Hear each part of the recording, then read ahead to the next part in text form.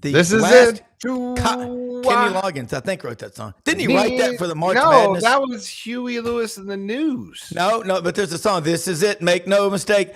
Dick Enberg started using that in 1979. They started using that in March Madness with Indiana State, Michigan State. Yeah. Hey, great show for you today. Great day. My favorite day of the week, Monday morning. Hey, we don't take applications, only commitments. That's the Marine Corps' motto. On this show, only positive attitudes, pen and paper handy. Smash the subscribe button in the bottom right-hand corner. Allow notifications on your Android and iPhone. And look, Brendan, let's say for people out there, my dad the other day watches the show every day. He goes, what's that app that we send out every day with sidelines? He doesn't. I go, that's the thing you tap on. And that'll go take you straight to the show. Is there anything else we can tell? Yes. Link. It's the link. That's right. People don't get the link. The masses don't get the links. If they find us, they're going to find us here. And if you like what you're seeing, that's why we ask you to click the subscribe button to continue to get this really great content for free to you. If you're watching on Facebook, click the like button. You're going to follow us on that way too. You have multiple ways for you to get involved in our new Twitter following. Thank you so much for being part of our new family here. We're endeavoring to learn more about broadcasting and simulcasting to Twitter. We can't always get the chat and stuff, but go ahead and send us a tweet sometimes at sidelines.live. And you can get that out in the show. All right, we got all of our stuff in the budget. We are ready. Carter in the green room, and let's get go. Pen and paper. Let's go. Let's go.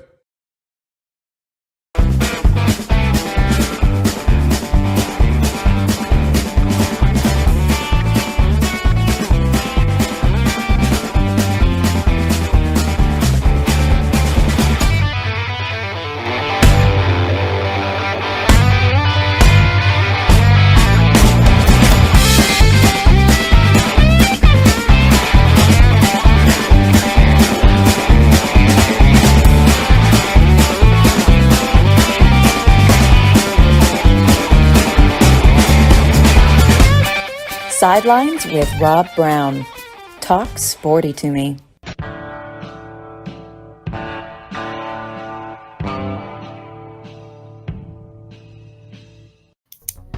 All right, big day today. Bo Carter's with us. Look, got this shirt, man. Hewlett and Dunn. It's the Tennessee shirt. They've got like 4 different ones. They've got one with the orange and white coveralls. They've got one that's really cool. That's an Ole Miss one. That's an Alabama one. You got those hats that say Oxford and Starkville on them. That's a Mississippi State one. That's a Tennessee one.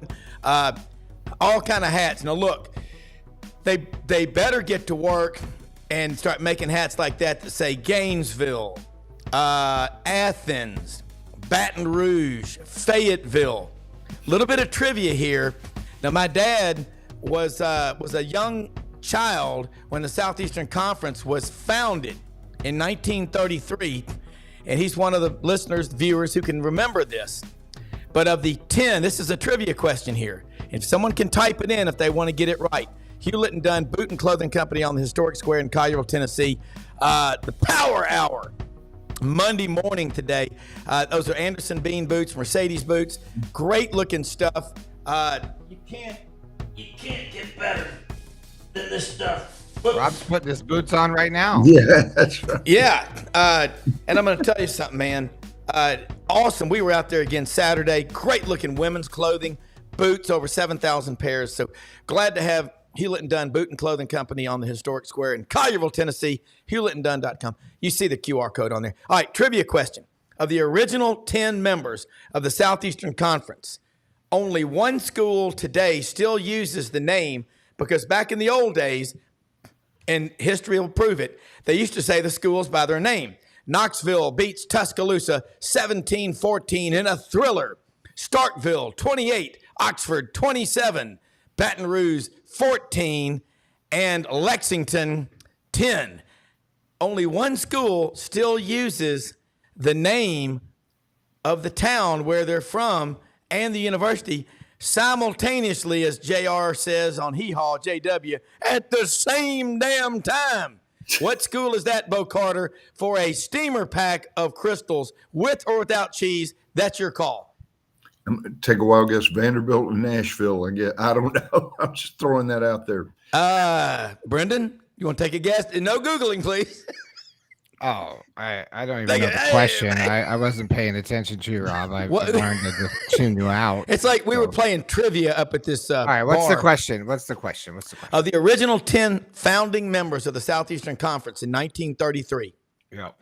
Only one school still, back then they used to call the schools by their names. Like Knoxville was what they called Tennessee. And Tuscaloosa was what they called Alabama. The old writers. Old writers. Talking Grantland Rice's grandfather. Okay. Right. Yes.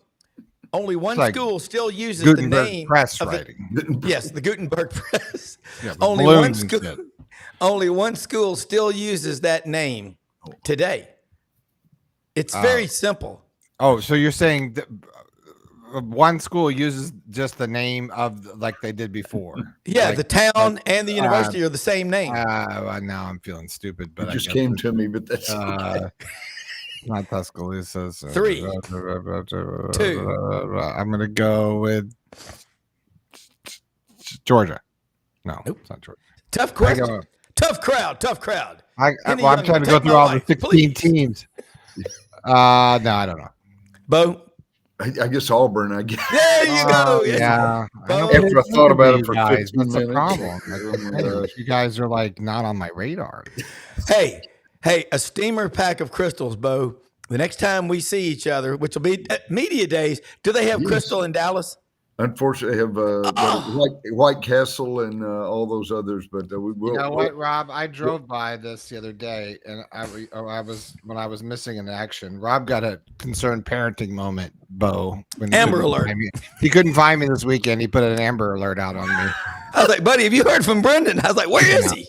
And I'll tell you what, this is where I was right here. Just so you know, there's a whole new White Castle, and they made it into a castle. Wow. As you can see, that's like 50 feet up, and that's a whole brand new White Castle for you, Rob. Good. Well, you know what? I just got another one from a viewer down in South Florida, in Fort Lauderdale. You know, of the original 13 members, there's another one. He's right, and I thought about this one, but I didn't use them because of they're not current. Sewanee. Oh, that's right.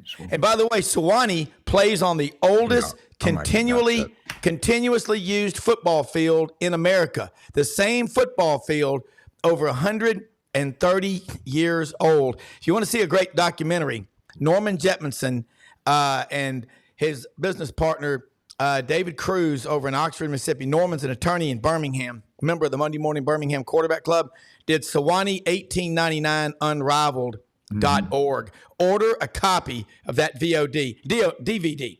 It will restore your faith in ACDC. America. No, DVD. PCP. Yeah. It'll restore your faith, though, in America, college football, and the greatest game on earth that we love. All right, Bo, let's get down to business. Wesley, thank you so much for that one, Sewanee, because I did say Sewanee, but I couldn't put them in there. But of the members, Sewanee, Georgia Tech, and Tulane, all three are always welcome. They have that right to come back to the Southeastern Conference should they ever desire. Bo, let's talk about the College World Series. Winner take all tonight.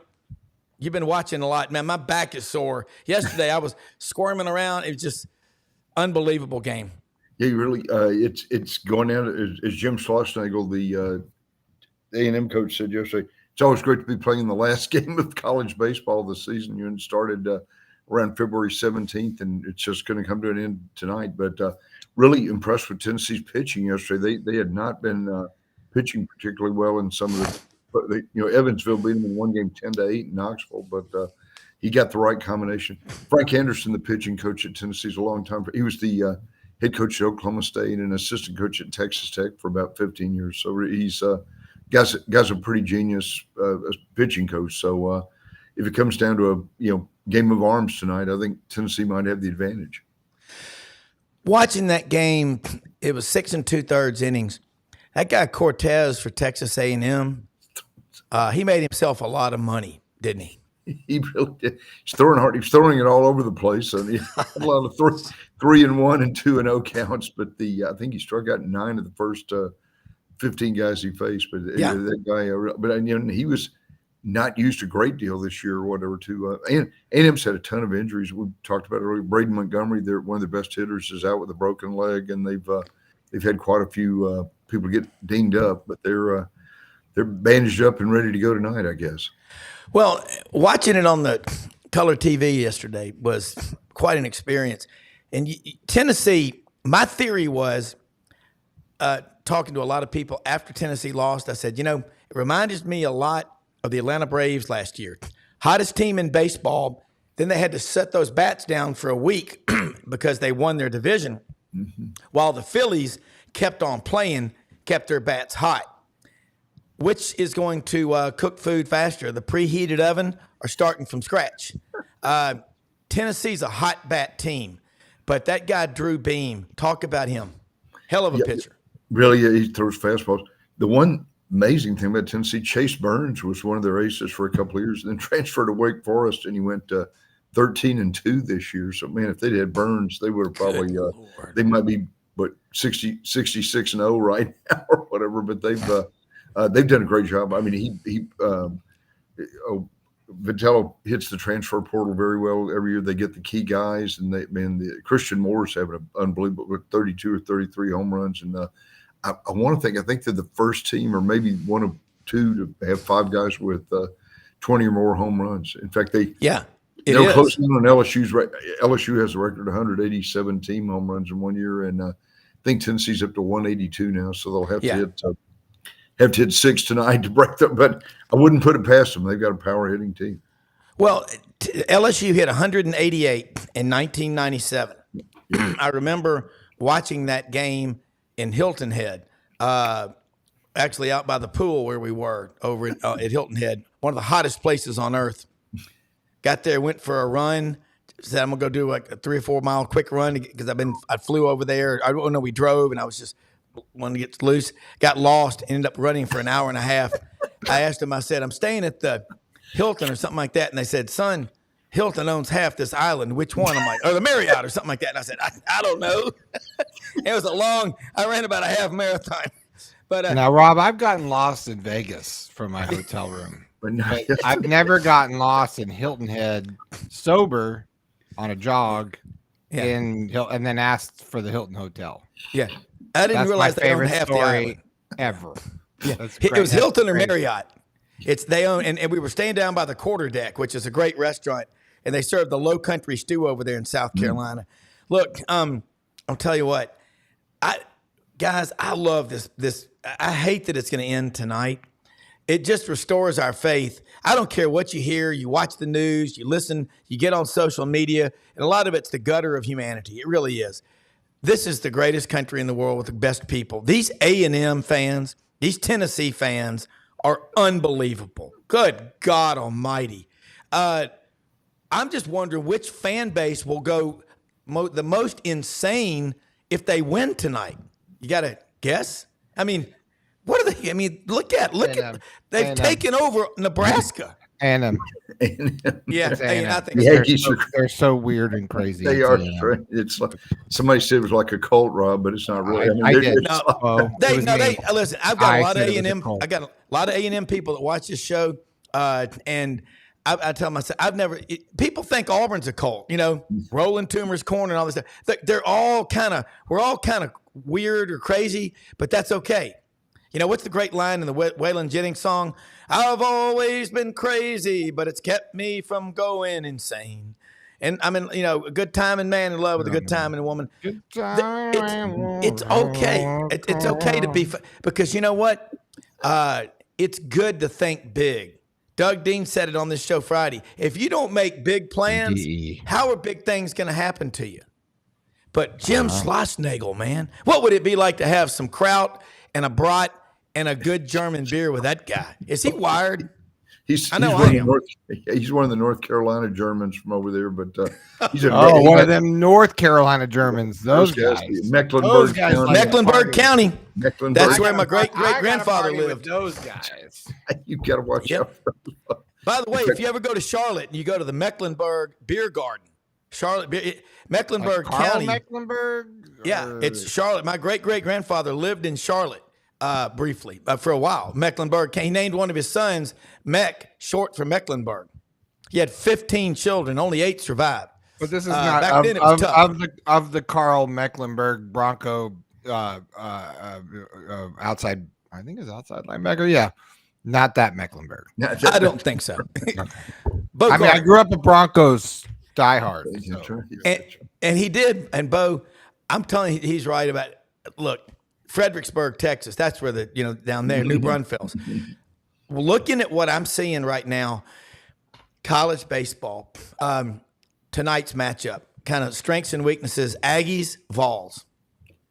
Well, again, Tennessee dangerous every time they come up to play. They've got 7 or 8 guys that can rip it out, and a big ballpark over there. Which I think all 5 runs yesterday were as a result of homers. But the coaches are emphasizing keep it down, keep it in the park or whatever.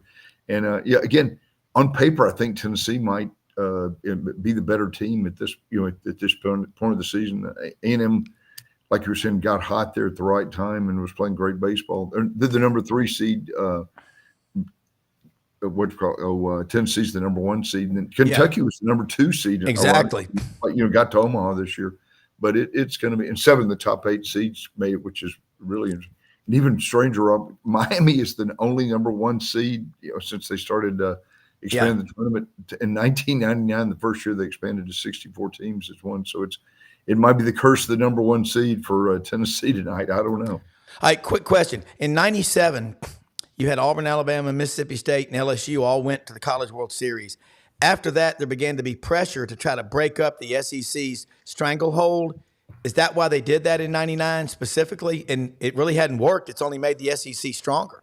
No. And, I think that, of course, there have been 280, 290, 300 teams in D1. Yeah. And actually – Tennessee State, Sadding, and LaSalle is bringing back baseball next year. So with all the NCAA house versus NCAA, all the financial, Rob, you're going to have to Rob. We got to get private equity from Rob, but to Brendan to keep college athletics going here. But hopefully, I think there'll be plenty. I think they're waiting and circling the sharks because I think they know the money's there and they're going to let it fail. Oh, yeah, you've already got the All-State Big 12 conference coming up. So. That's what it's going to be. We'll have to have the Morgan Stanley SEC or something, Rob. Wait, it is officially now All-State at Big 12. No, they proposed it. They in fact, someone said they took Brett Yormark, the commissioner, took a thing. They were going to call it the United Conference last year to just get a new name set with 14 teams. And for about 9 years, they were the Big 12 with 10 teams. The Big 10 was the Big 12, and the Big 12 was the Big 10. So 16 or 18, whatever. Sorry to get off point, but you're right. Well, I'm going to get off point. I was listening to my friend Chuck Oliver's show, Southern Sports Today. It's on Monday through Friday, 11 a.m. to 1 p.m. Eastern, Monday through Friday. Chuck was at Auburn when I was there. He's a little bit younger than me. Great show. They're talking about, did y'all know this? That Mike Elko, Texas A&M's new football coach, in his contract, which is like a 6-year, $42 million deal, there is a clause in there that we were told that says, in the event of catastrophic changes in the college athletics landscape, we reserve the right to renegotiate your contract downward. And Chuck said, hey, would you be willing to work for $1 million less or $2 million less a year, or do you just want to take your buyout? That's where we're going. And Tyler Siskey, who was on our show Friday morning on the Friday Football Roundtable, longtime assistant, he worked with Hugh Freeze at Ole Miss, Nick Saban at Alabama. He's been around at Arkansas State, all over. He said there are going to be a lot of patient athletic directors, Bo and Brendan. Not so quick. He said, Jimbo, he'd still be there. A long time. No, you're right. And the other thing too, Rob, at the SEC meetings in Destin a few weeks ago, the coaches said they would actually take pay cuts or use part of their salary to allow walk-on. The NCAA is about to put a player limit on not just 85 scholarships, but how many walk-ons you can have in the program. One time Nebraska, Brendan remembers Nebraska had like their walk-on 250 people in 2 JV teams or whatever too. So, and what was the Kiwanis Club and the Rotary Club in every town sponsored their favorite son to go there. So, I mean, they got quite a few future NFL players, et cetera, out of that. So, Have you ever been to Nebraska? yes, many times. So now you know. But you're right. I mean, there are going to be some creative ways to sort of keep college financing and let the walk-ons be walk-ons again. It's just there's too much at stake, and I think that in the end of the day, we'll see that'll be the reset that we talk about is the entrance of that money. And I see as soon as the universities take over the money part of it, I think that's again where we're going to see everything sort of go back with lawyers behind closed doors. Deals will be cut and made, and I think we'll end up with sponsorship. The SEC brought you in part by and we'll see like billboards are going across. Well, you've already got it on the radio broadcast. Every time they score, we give $500 to St. Jude or whatever. We got that. Right. But the question is, are the uniforms going to have logos? Yep. Well, they pay for the rights to broadcast, and then they get X amount of ads that they can run or whatever per whatever agreement is. Well, what you could see now. Look, I remember years ago, Pat Dye did a commercial with Jimmy Rain for Yellowwood Lumber, and it was from the press box, and it was the camera shot was down at the goal line, and it was a fence built along the goal line, and Pat Dye looks at Jimmy Rain, he goes, "Reckon they'll let me keep this?" And it was a fence, like a defense. I like that. I'm trying to get Jimmy Rain on this show. I really would like to get him. You talk about a guy who's recreating a town, Abbeville, Alabama, on 431. Guy's amazing. Pressure treated pine. I mean, you see Yellowwood everywhere. All right. In another interesting thing, you're talking. Brendan brought it up about Nebraska. A little bit of the Platte River is some of the best sandhill crane hunting in America. If you like that, okay, I'm just saying. So, but there's a lot to do in Nebraska. Omaha is becoming for you. Not for me. But Pacific Life has a huge operations center there in Omaha too. I've worked with them for years with Dave Lusk and people like that. But I thinking about this renegotiating contracts, and then I've been saying this for a while. If you're paying a coach $8 or $10 million a year, are the coaches going to get these salaries where they say, okay, here's your deal. You're the head coach. It's like you're running a company. This is your budget. Out of that, you have to pay all your assistants and NIL and everything. Do like that. Think about where we're going, because I'm trying to get Chuck Oliver on here. I'm sorry, but I think what you're saying is, Rob, and I think, and I just wanted to jump into this particular point because feel free. Here's what's going to happen, and I'm telling you this because I see it in business, and I see it in corporate big business now, and we're seeing it everywhere, is that people are being laid off slowly, trickle down in departments like, first of all, they're cutting like marketing departments, and they're cutting budgets for marketing agencies, and they're cutting copyright department, and they're cutting it all for AI. Right, because one person can run 10 jobs with AI. Now, is it effective? We're not getting into that. I'm just saying they've already gone to that model. We're seeing it, like real estate. I mean, look, honestly, you're selling houses right now. You need to be thinking about a 10-year plan because you're not going to have a job. It's going to be sold by AI online. That's it. So we're seeing this. I think what we would see, Rob, in that particular sort of model is a good thing, because I think the coaches would say, my bonus lives at the end of this rainbow, and how much can I save, if I get my lump sum of cash at the end of the day, and you're going to see these guys doing things like, well, I don't need 45 analysts when I can get some AI. And I told you this on the phone the other day, Rob, at the end, you saw this at the end of the Super Bowl this year. One of the last commercials was the NFL AI, where they said, They have inputted every play from every player of every snap of every game ever in the NFL, and now they put it into the AI, and they have this predictive software based upon that. You don't think that matters? I mean, look, we are creatures of habit. So I'm just saying that whole umbrella right there. I would see. But you think Billy Napier is going to have 45 analysts up in the booth anymore? He's like, well, no. I mean, that's my money in my back of my pocket. Let's get some computers in here, some young kids, and do some of the math. That's just my opinion. Well, Bo.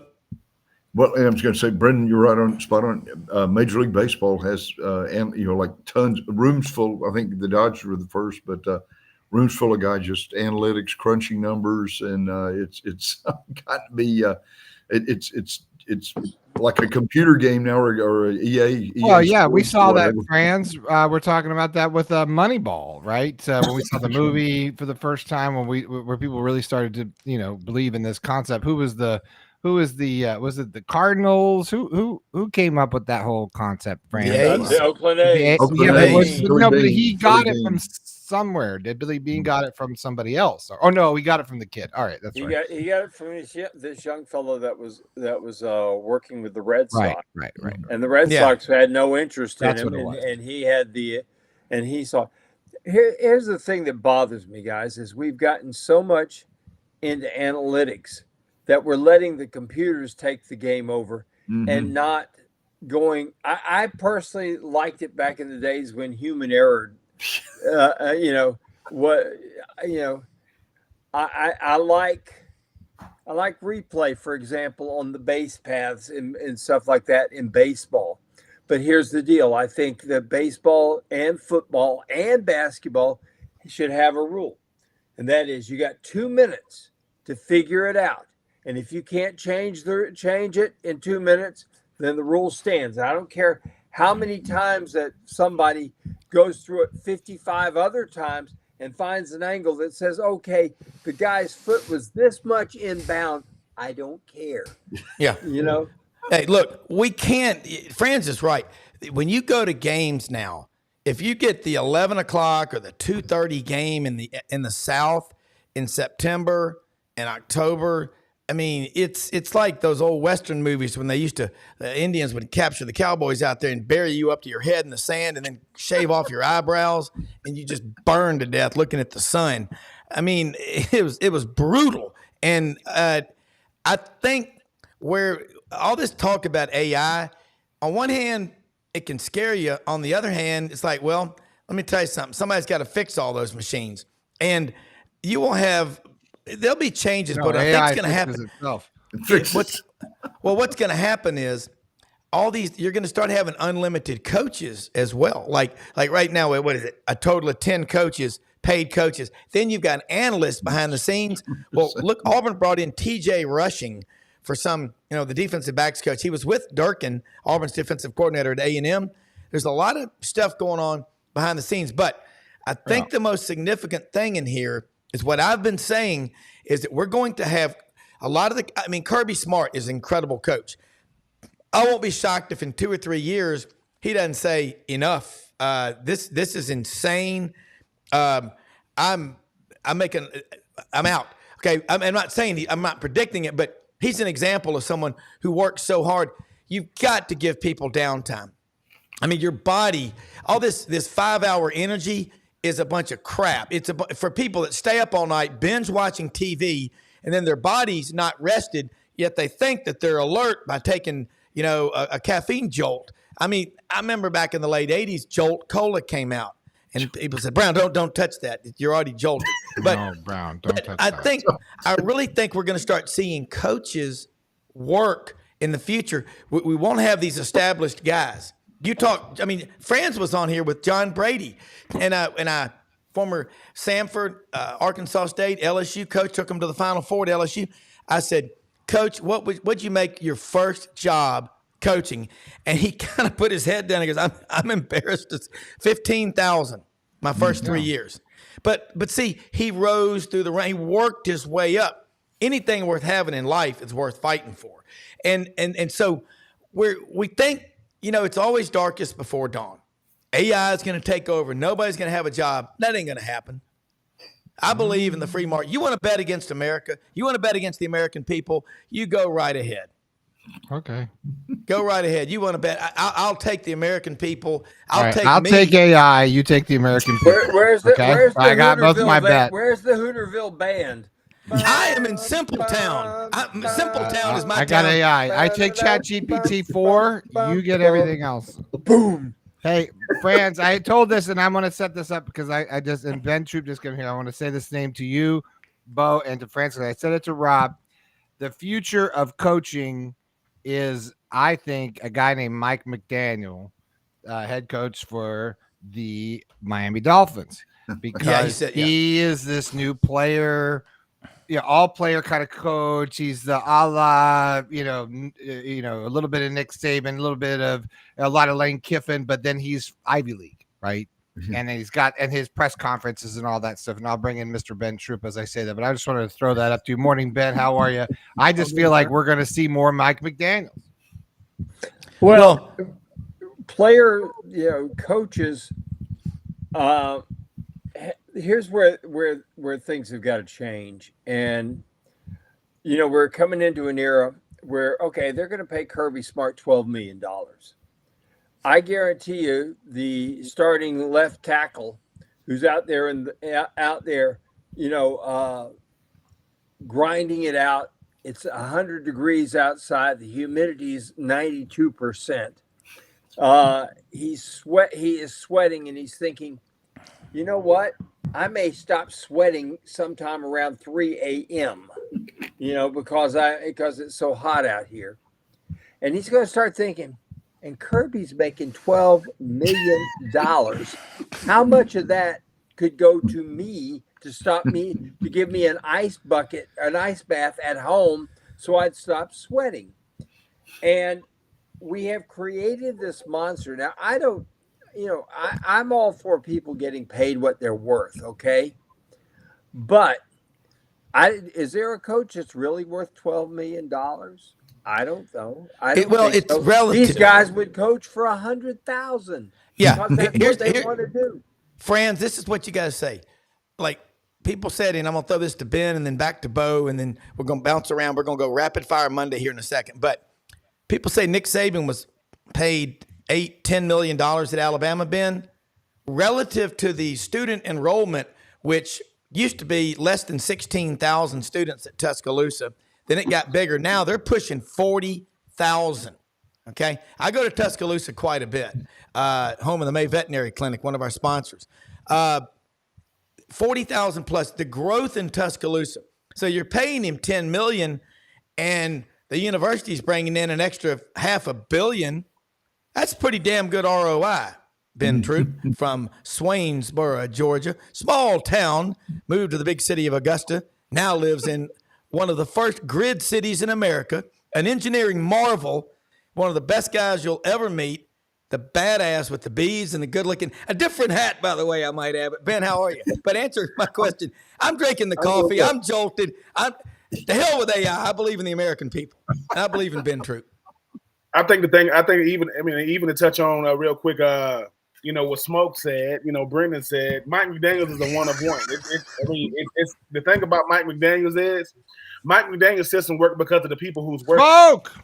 What's up? I heard my name. I just came in. It's like this. If me and you gonna race, and I'm giving you the option of two Ferraris, and a Lamborghini, you're gonna have a really, really good shot of winning that race. That's what you have to deal with. I think the thing. What are you taking? Because I want the Ferrari. If you're gonna take the Lambo, I'm gonna take whichever one I can fit in, and I'm gonna drive it, and I'm gonna get on out and hope that. Well, I'm 6'4" by the way, just so you know. That's what I'm saying. So whichever ones we can fit in, that I got good liability insurance and things of that nature. But the thing about Nick Saban is, we are talking about the one of one. We're talking about a guy that branding is simple as this. Give me a brand ambassador that can attract people who don't even know what he does. They know who he is. There are people who don't know what Nick Saban does, but they know who he is. Well, that's the guy from Alabama. Well, that comes with a price. Most coaches, most players, they walk in the room with a name tag and you don't know who they are.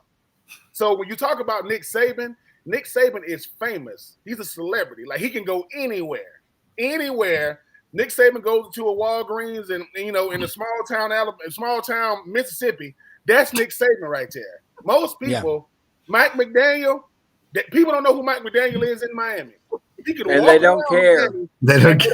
Yeah. So the whole thing about it is when we get to talking about these coaches making money, only college football can make you care about a guy named Kirby and Dabo. Only college football can do that, right?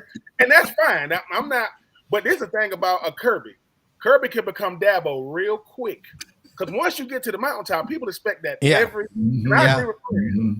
Is a coach worth $12 million? Yes and no. Yes, because he negotiated, and no, because it's going to be really, really hard to tell your assistant coaches, your players, your trainers, "Hey man, we ain't got no money left." You know what I'm saying? So listen, I'm happy for Kirby. You're fired. Happens, but it just my point exactly. Yeah. Hi. But Ben, you're right. That's a damn good point about. We don't care. I mean, there's a certain Opie Taylorness to Dabo Swinney. I mean, just golly. He's from Pelham, Alabama. Got a great story. I love the guy. I mean, what he's done. But adapt or die. Bo Carter, you were at Mississippi State a long time. Then you're a Vanderbilt graduate from the Quad Cities, and you go to the Southwest Conference. You were there. It wasn't your fault. There was some malfeasance at SMU with players. No. A few liberties were taken. I'll admit. A few really? liberties. Come on. I am not a crook. Richard Nixon famously said. So tell me, Bo Carter, what was it like when the Southwest Conference, was put to bed? I mean, did anybody see it, or did you say it's going to happen and it happened? What was it like? Well, honestly, Ben knows this. SMU is just 40 years ahead of its time on the NIL plan. Yes. They jumped the gun by 2 generations. Yeah. Now, that's what somebody They were else pioneers. Now it's legal NIL, but when Arkansas left in 91, you could kind of see the writing on the wall a little bit, and they tried to get Tulane and a couple of other, maybe a school or two like that, but Texas kind of put the nix on that because I think they knew that maybe the Big 8 Southwest Conference merger was coming up in 3 or 4 years. So it was a sort of a slow death. But one quick comment about Mike McDaniels: he's the idol of all us nerds out there. The guy, he wears glasses.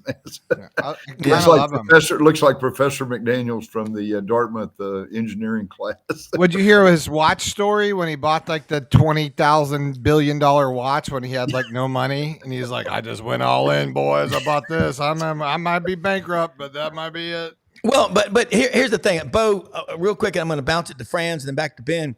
Okay, is it true that when Frank Broyles in 1989 was smart enough, he was the greatest athletic director of all time. They called him Big Daddy in Arkansas. Georgia Tech grad, played for Bobby Dodd. Did he really go play golf in Birmingham with the SEC officials to try to plant the seed? Because in 91, they joined in 92. The story I heard was the Big 12 was not going to invite Arkansas to join.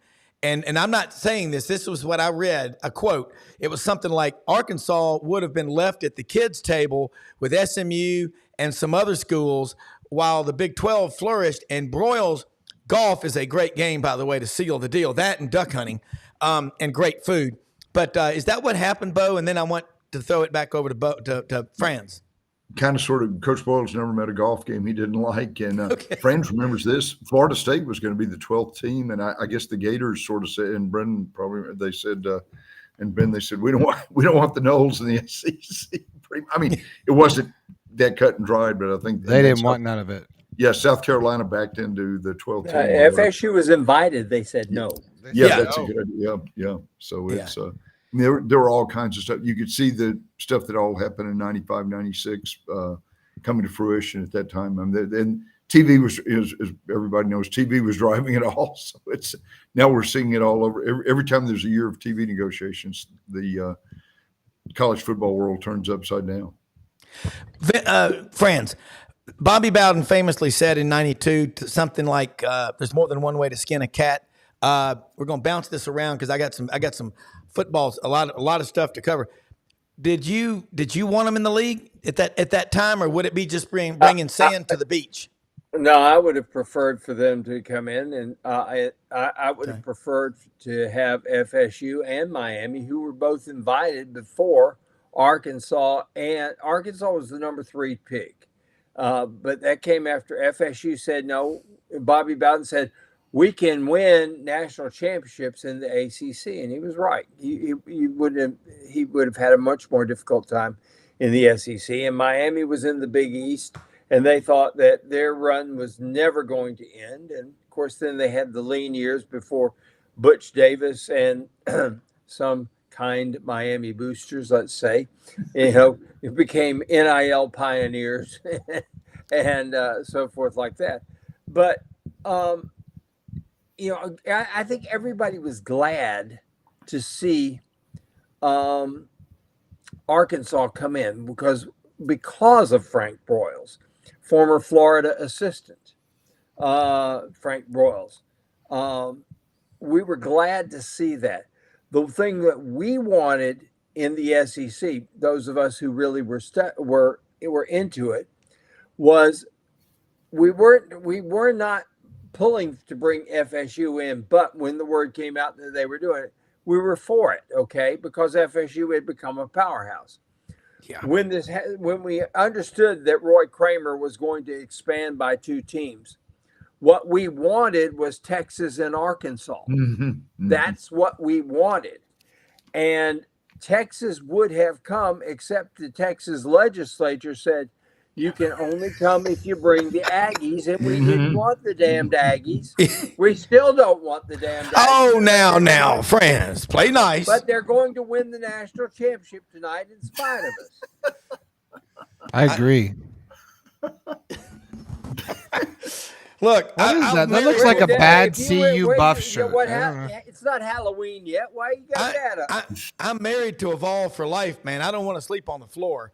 But I'm in the interest of objectivity, Franz, I did not know, Ben Troupe, I got to ask you this. Franz, I did not know that you wanted is it bringing sand to the beach or whatever?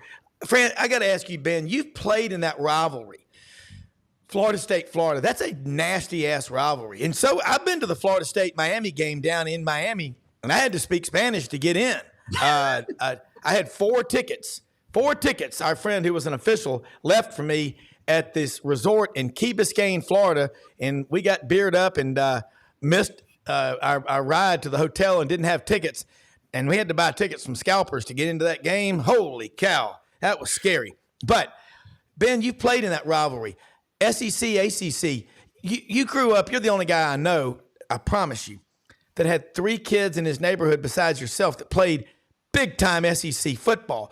Why does everybody try to say there's such a marked difference? Is it the players themselves, or is it the depth, the 2 and 3s on the front 7s and on offense and defense? Kind of get us into that mindset. Big Ben Troupe, 84 reasons why, but just don't have to give us 84.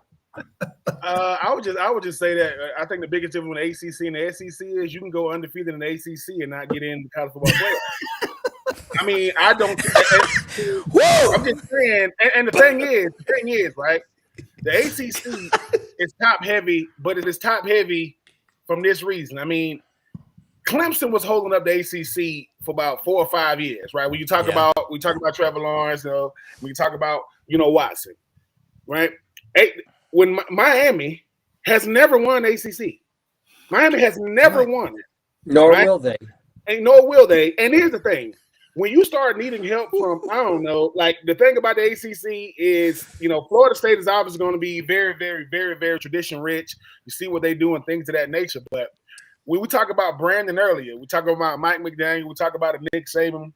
If I think I am a huge brand nationally, only the voters will decide that, right? And I think the thing about with these mergers now, with these teams coming over, Florida State and Clemson thought they had a different level of brand equity that they thought they really did when it came to where they're going to go. Because the only team in the ACC that everybody wants is Notre Dame. They are the only team that everybody wants. But Notre Dame says, we don't need a conference. I know we contractually obligated every other sport not named football to play in the ACC, but we play the regular season, we go home. So I think that for me, when you talk about ACC teams, it's more perception than reality. Because if there were ACC teams that wanted to come to the SEC, you have to be the University of Virginia, University of North Carolina. Because the thing about it is the ACC is built different. They got big cities that these schools, Tallahassee, Miami. SEC got small cities, Tuscaloosa, Gainesville. You want to keep that. We got college towns compared to big cities. So I mean, Florida State to me, I was like most. I thought their brand was much bigger than it was. 2023 showed them it ain't what you think it is. Because even if your quarterback gets hurt, you still should make it in. I think that Jordan Travis going out and getting hurt kept them out of the the college football playoff. Not saying they were going to do well if they would have got in, but I didn't think that one player would keep you out. Yeah, and let me say this about Florida State last year, and I don't dislike Florida State. I followed them a long time. As a kid in March of 1976, during spring break, drove over from Destin to Florida Tallahassee. State. I wrote, my mother said, go with your father from Destin during spring break in March of 1976. She said, because he'll fall asleep. My dad's a confirmed narcoleptic, by the way. And she goes, he's got to go to Tallahassee, which wasn't that far from Destin, to meet with the athletic director about building facilities. My dad designed a lot of athletic facilities around the country over the years. So we go over there for 3 hours. I'm walking around that campus by myself. I'm like a little kid. And I come back and I go, how was it? He goes, well, they've said they've hired this football coach that they hung on the town square and beat like a pinata named Bobby Bowden. I'll never forget this. And they said they're going to play anybody, anytime, anywhere, blah, blah, blah.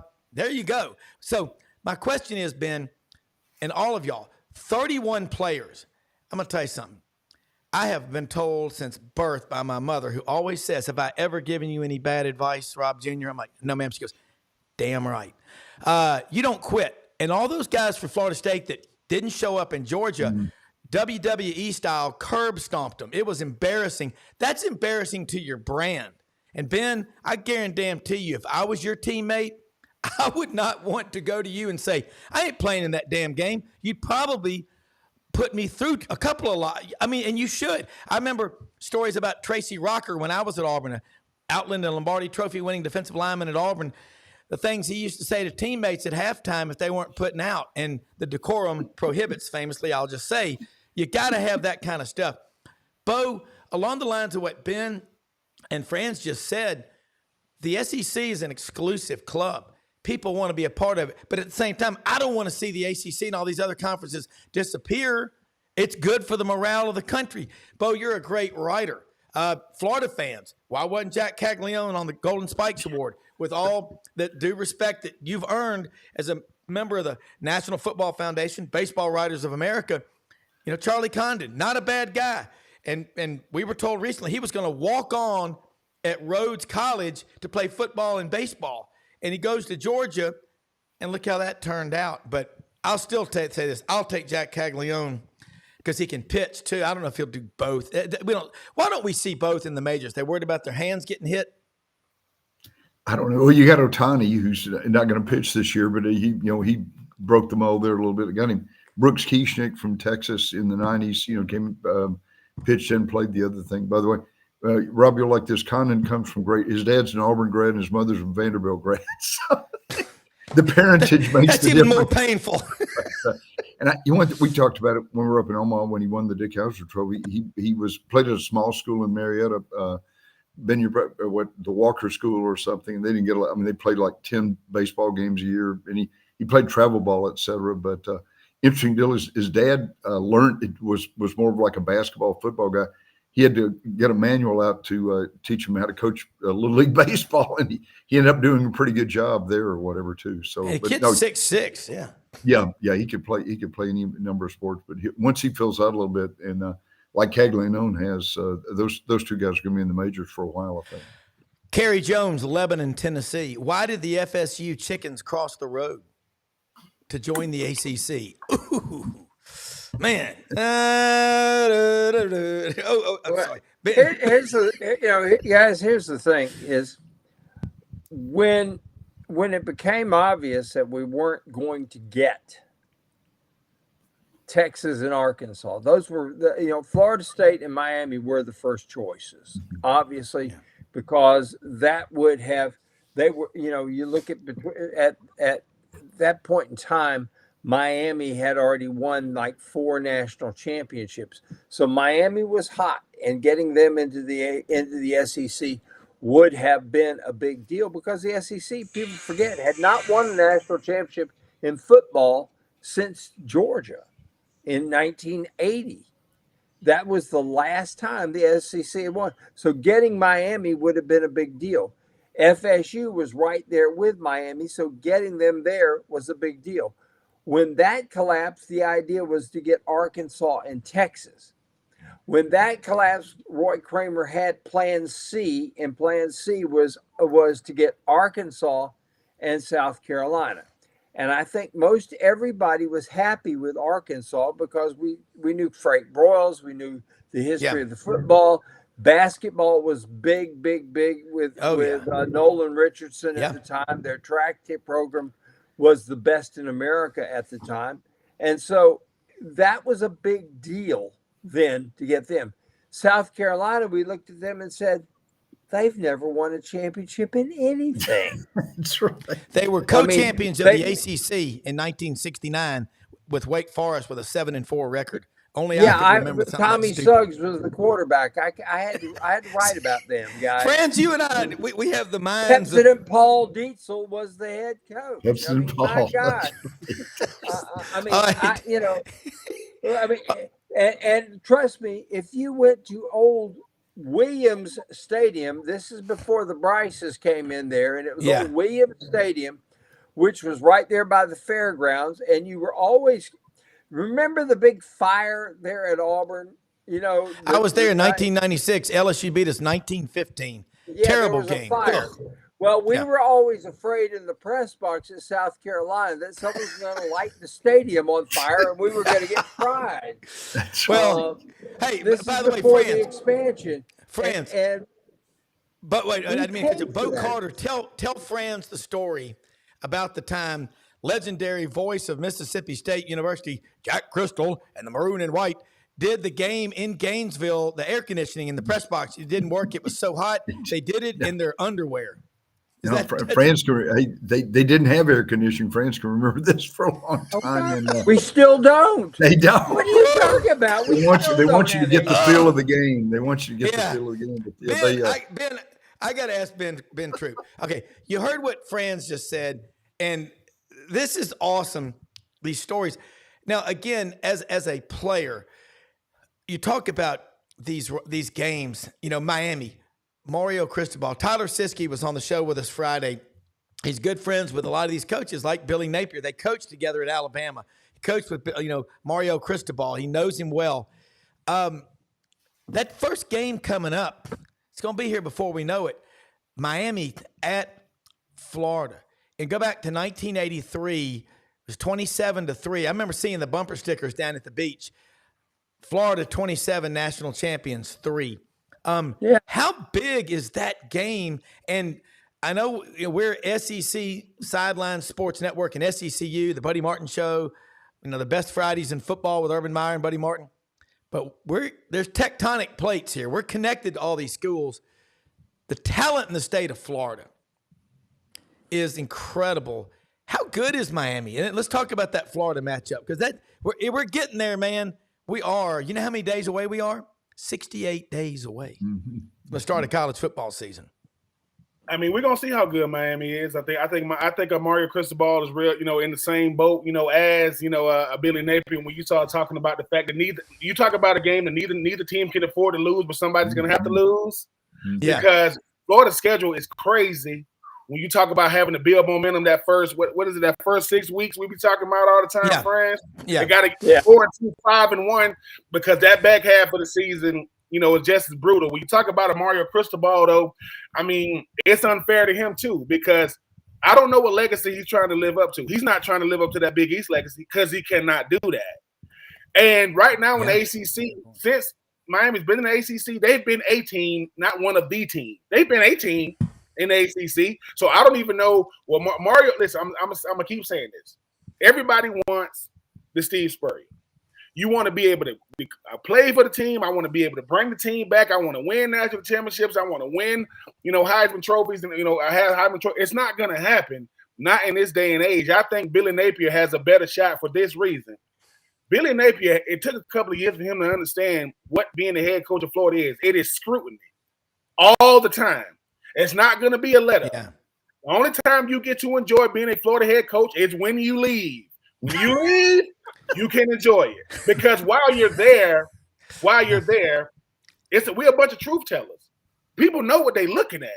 It's no longer time. People don't know, what play call is a good play call. Nobody goes forward on 4th and 1 more than Florida, and nobody doesn't get it on 4th and 1 more than Florida does. So I think for Billy Napier, and Franz knows this, look, I'm never counting anybody's money. We talk about counting money. Well, not really. We're talking about how much people make. $7-point-something million. There's a lot of money, right? And that's before you win anything at Florida. They're giving you $7 million, and you haven't won anything, which means I'm gonna keep saying this. Florida has a resume. Florida's resume, the way to boost your resume is different. C.J. Stroud, Bryce Young, Jaden Daniels. And then you start talking about Anthony Richardson. Anthony Richardson won 6 games. He got drafted number 4. Two of the other guys had to win the Heisman. The other guy went to Ohio State. Think about that. 2 guys had to win the Heisman, and the other guy went to Ohio State to get drafted over Anthony Richardson, who won 6 games. So when people talk about what can Florida do for you, ask the coaches that came through there. Ask some coaches that came through there, like Mike Locksley. Where is he? Oh, that's right. He's at Maryland, head coach. I'm telling you these type of things. So for me, I think that Florida has to get out to a good start, because the thing about Miami, and nothing against them, it's a lot of naive fans going on around here these days, and Miami fans it's rough, because for them, a lot of those fans are the dads, and it's not these kids that's going there right now, because they know nothing about you. They don't know what a 30 for 30 is. They don't. Miami used to be so. I played against the 2001 Miami Hurricanes. I played against the 2000. I played against the 2000. They played them 2000 in the Sugar Bowl. You know how that 2002 as well. Well, 2000. Their starting receivers were Reggie Wayne, right, Andre Johnson, and Santana Moss. That's their receivers. The tight end was Jeremy Shockey. The backup was Kellen Winslow. Right, the starting running back was Clinton Portis. The backup was Frank Gore, and the third string was Willis McGahee. You're not going to beat them. The starting safeties were Ed Reed and because Sean Taylor was a back. Sean Taylor was a backup in 2000. He got 2001, 2002. I don't know. I mean, Miami is one of those teams. They're good. Miami was an NFL team. Miami is very similar to Texas, right? When you talk about talent, Miami can beat anybody. But they can lose to anybody too, and it's always a head scratcher. We hope that Miami sticks to what they've done over the years, and don't get that dub that first game of the year. Because for me, and I hate to say this, if Miami loses, I mean it's not. If Florida loses, it's going to be a big deal if they lose. If Miami loses, I don't think it's going to be as big of a deal, only because if it's a "what have you done for me lately" type thing, I just think that Miami just hasn't been there as of late. Neither has Florida, by the way. Remember 2018, Ben, when Miami came into the Citrus Bowl to play Florida, all hyped up. Everybody says Miami is going to, and Florida pulled the plug on their season. It happened. Well, let me throw this one at you.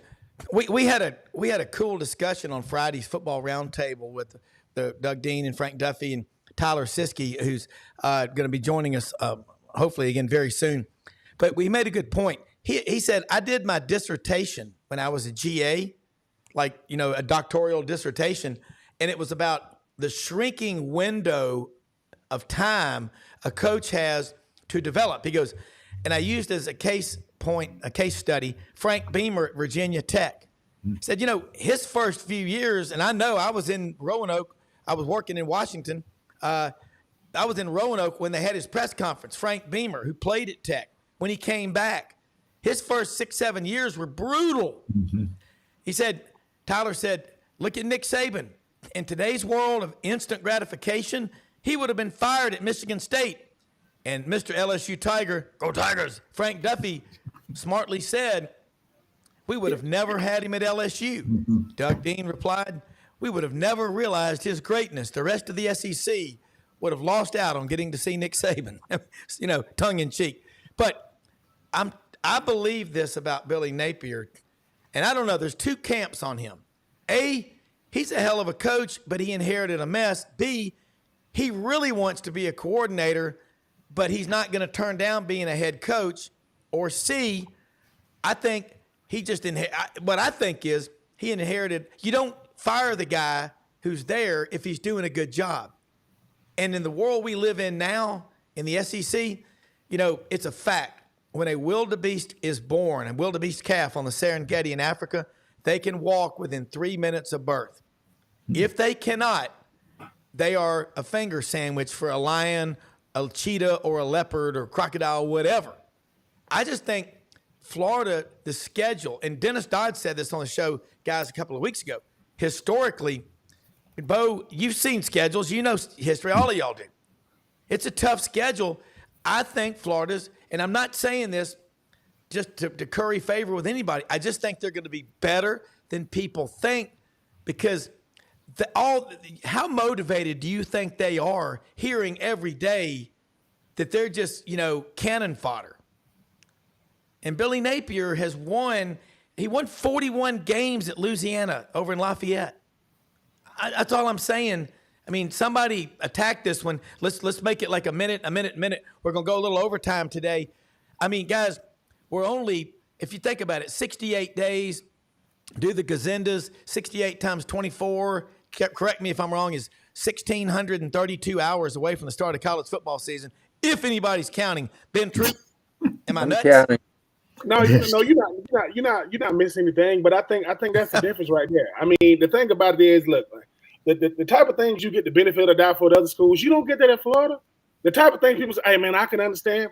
You don't get that at Florida. I was in the ROTC when I was in high school, and the reason why I stayed in it because he was in the Marines, right? And one of the things they used to say, no matter what, it could be raining outside, it could be this outside. My sergeant major would say the same. He'll say, tough titty for the kitty, but the milk's still good. Drink the milk. He would tell us that. And I think sometimes when you come through Florida, and Franz knows this, what Franz can say to me, what Franz asks me in front of the public, he don't say the same thing in private. He can show me empathy in private, man, Ben. But when he asks me the question, Ben, what's going on? Because he has to ask me questions to let me know where I am. It's not that he ain't empathetic and sympathetic to me dropping the pass and losing the game, but I am a semi-professional. I'm not a professional yet. You at Florida, it took me 4 years to get up in there with friends, and Buddy and them. I used to walk by the main meet room. I used to stick my head like, what? Oh, they do press conferences in here? But I'm a freshman. I'm a sophomore. I'm a junior. Now, this is the thing. Then you jumped over somebody, and look what happened. Hey, listen, and the thing about it is, it ain't for everybody. Everybody wants the glory. Everybody wants it, but it is rough. Listen. One of my best friends in the world is Darryl Lee. He was the number one defensive end. Back when USA Today was actually credible and rep. He was a USA Today first team All-American. When he got to Florida, you know what Alex Brown told him? Stand over there, because he's not gonna play. I'm the number one defensive man in the country, and you will play when I leave because you are a USA Today first team All-American. I am a first team All-American in college football. I had 5 sacks in one game against the Tennessee Vols and a pick. T. Martin still here's the footsteps. Yeah. As much as I want to have empathy for him, Rob. Listen, what I say to him in private, hey, listen, I'm rooting for y'all. But when them lights come on, ain't so many people can wear that orange and blue. Yeah, and you the biggest brand in the state. So it's like at the end of the day, Rob, if I'm a client of yours, all I want to hear is results. I mean, you might not get it. I'm like, Rob, man, do I have any money left? Yes. Yeah. I just want to know the bottom line. Yeah, you want a return on investment. I'm going to throw something at you.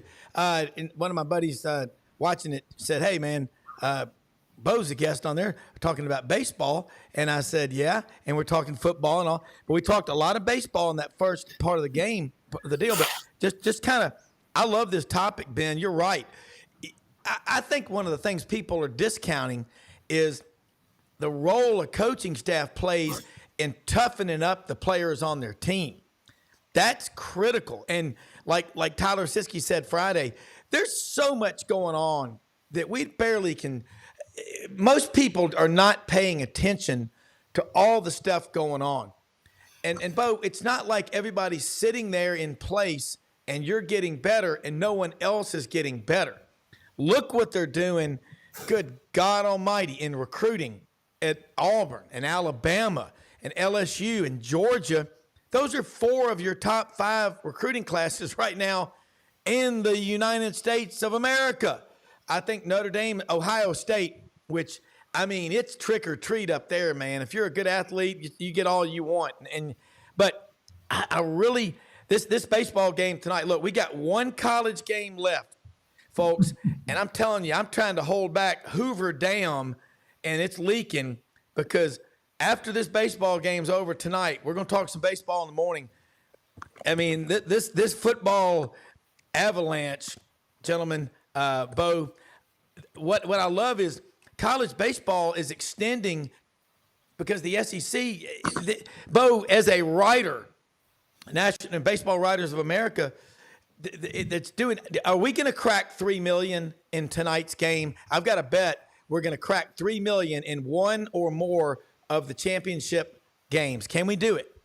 I'm hoping so. We don't have Dancing with the Stars or something on tonight, so hopefully there's not a rival show. But no, it's these two teams first national championship for either one. 32nd team either way to win the NCAA championship in baseball since 1947. So it's a ton of history, and these teams have both had great traditions in baseball too. So it's just a like you're saying, see which fan base goes craziest after this win tonight, I guess. Yeah.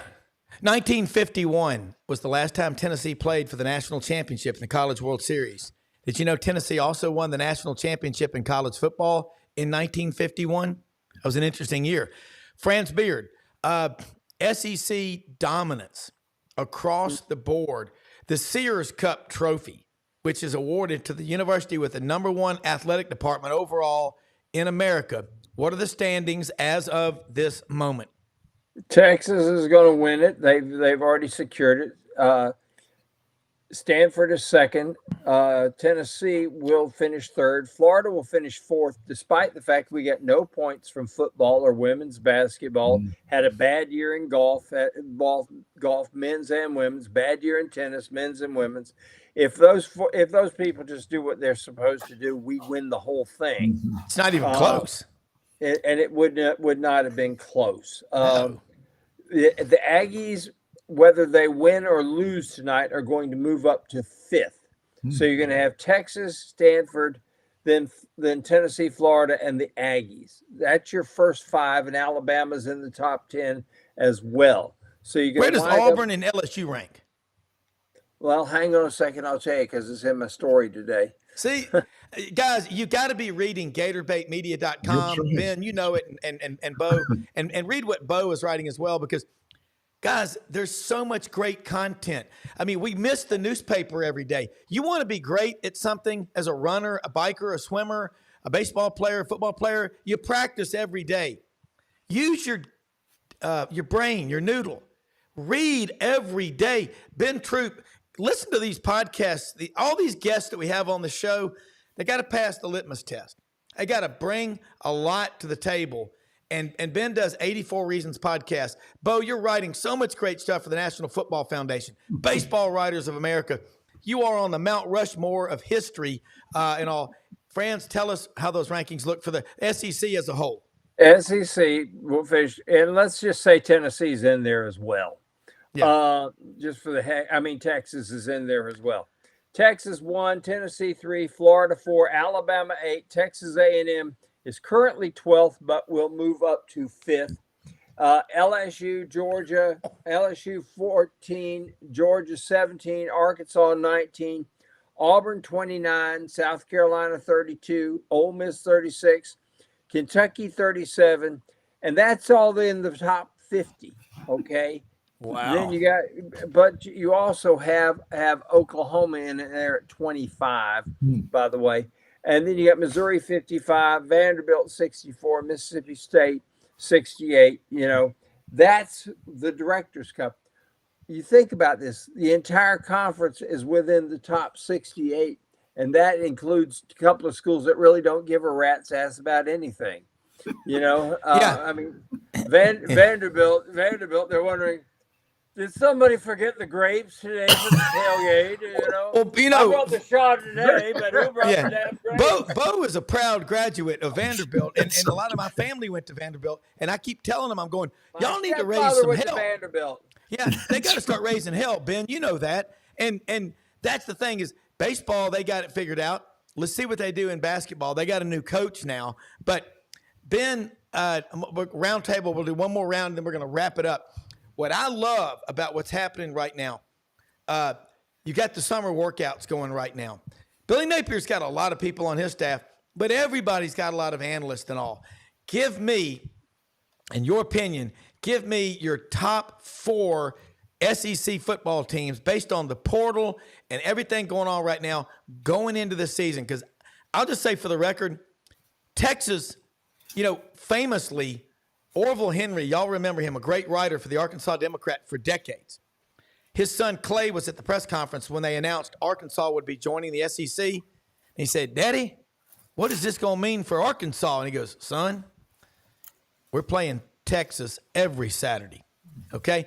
Now, with Texas and Oklahoma coming in the league, they've been getting by in the Big 12 for years. Got the Red River Shootout in Dallas every year at the State Fair. Howdy, folks. Big Tex here. The fried football is on sale now everywhere with a Twinkie inside of it. But, Bo, I'm so wound up, I forget what I was going to say. Yeah, they don't have to do that every single week. I think Texas, they did beat Alabama on the road last year. They beat, that was big. But they got to do it every week. I think Texas loses 3 games this year, maybe 4. But give me your top 4 in the SEC. Ben, Franz, Bo, and even Clarence Beeks will be on this panel. Oh, top 4. I mean, Georgia 1, I think Texas 2, Alabama 3, Ole Miss 4 right now. I mean, because the thing about it is the portal and all that kind of stuff is great, right? It's all about who you already got on campus, though. If I know Joe Burrow, Baker Mayfield got everybody. I could just get a guy at the portal. Doesn't happen like that, right? Jaden Daniels won the Heisman. They didn't win a lot of games. He won the Heisman at LSU. They didn't win a lot. So for me, it's Georgia 1, Texas 2, Alabama 3, Ole Miss 4. Because like I said, and Ole Miss, they got right in that portal. They got right. And the thing about it is like I said, I mean, I'm going off of what you already got on campus, what you got at quarterback, what you got at the head coach, so while portal is great, if I ain't got the head coach, quarterback, and culture in place, all that kind of stuff really, really don't matter. So, like I said, at the end of the day, give me Georgia, give me Texas, give me Alabama, give me Ole Miss. All right. Franz Beard, top 4. Georgia, number 1, Ole Miss, number 2. Number 3, I'm going to take Texas. And number 4, I'm going to take Alabama by default simply because it is Alabama. And Kalen DeBoer won at Western Walla Walla School of Nursing and Technical things, and then South Dakota School of Mines or something like that before he ever got a beautiful real job. But Kalen DeBoer is fascinating to me, and I think he's going to, I don't think the drop-off with Alabama is going to be – I think there's going to be a drop-off this year, but I think it's going to bounce – I think the bounce back is going to be pretty big with them. Yeah, with the one difference is that the end of Gus and the potato famine with Brian Harsin, Auburn kind of checked out, was in timeout for about 3 years. The closed for business sign was up in the football office window. But it has reopened, and they are going crazy in Auburn. So that's going to change Florida. things for Georgia Florida and will Alabama. finish 5th or 6th, and you can count on that. Yeah, I think okay, Bo Carter. Yeah, this is good stuff. Bo, give me your top 4. Probably Georgia. I kind of agree with Ben there. Georgia, Texas, Ole Miss maybe, and then probably Alabama. I think it's going to be a dogfight. I think Oklahoma. Rob, you guys hit on the head. Oklahoma's going to be 7-5 or 6-6 here for a few years. Even though Red Venables just signed a 6-year contract extension, but this is like you're right. You're playing Texas. You're playing Alabama every week. You're playing. Even Vanderbilt can come up and bite you every once in a while. So you just never know. a bit of trivia, Texas has a winning record against every school in the Southeastern Conference except for Vanderbilt. And it's like 1-8-1. They hadn't played since 1928. So it's, put things back in the days when Dan McGugan was the best coach in the South. The legendary Dan, Mr. Magoo. But this is, look, you can't get a beautiful mind, 3 beautiful minds here, and Brendan a 4th, and my mind. But I love what is happening. The Oklahoma thing, Brent Venables, 6-year deal. And that's what Chuck Oliver was saying. Good move. And he's going to win. I think he's a hell of a coach. Oh, my God, I do. And I think, look, Jackson Arnold, I think is the highest-rated recruit Oklahoma has ever signed. And didn't Alabama's new quarterback commitment just win the Elite 11 quarterback deal out in California? So, man, it's with Oklahoma and Texas. There's no lack of commitment. It's just that weekly grind. Look, we'll wrap it up, man. Awesome show. Catch Ben 84 Reasons podcast. Find it on YouTube. Well, they find it everywhere, can't they? Yeah, they can find it. Yes, I mean, I got some good shows coming up. I mean, it's been really, really fun just trying to sit down with future former, current Gators, and just enjoying the ride. Well, I love the one I watched recently with Ernest Graham. What a cool guy! I mean, it's so. Listen, you want to understand why we love the game? You got to learn about the people, not just the quick sound bites on the field after the game. Learn about Ernest Graham, about his faith, about him. He's just it'll shake your head up, man. Franz Beard, GatorBetMedia.com, Bo, Baseball Writers America, National Football Foundation. Hey, check out all of our sponsors like Cool More Logistics, The Vitamin Shop. Oh my goodness, we are so blessed to have them. Sidelines.live. You can find all of our sponsors. We'll be back tomorrow. Thanks for watching. Have a great day, everybody. See you. All right, thank you all. Thanks.